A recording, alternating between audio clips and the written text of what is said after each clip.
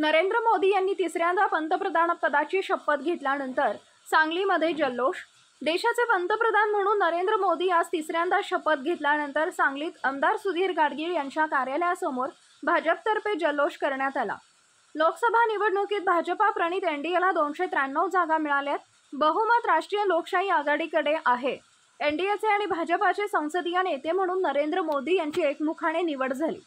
त्यानंतर आज त्यांचा शपथविधी सोहळा पार पडला। यानंतर सांगली शहरातील आमदार सुधीर गाडगीळ यांच्या कार्यालयासमोर जल्लोष करण्यात आला।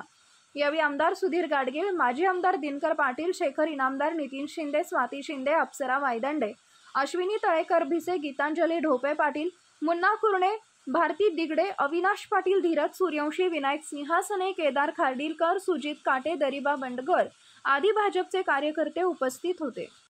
आता एक सुवर्ण क्षण आज आहे।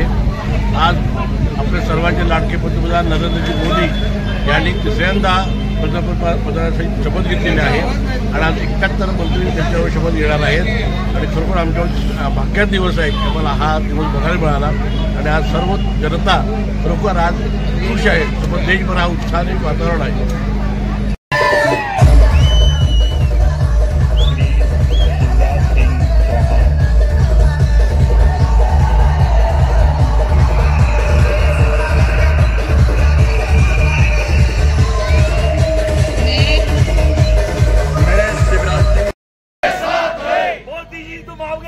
हम तुम्हारे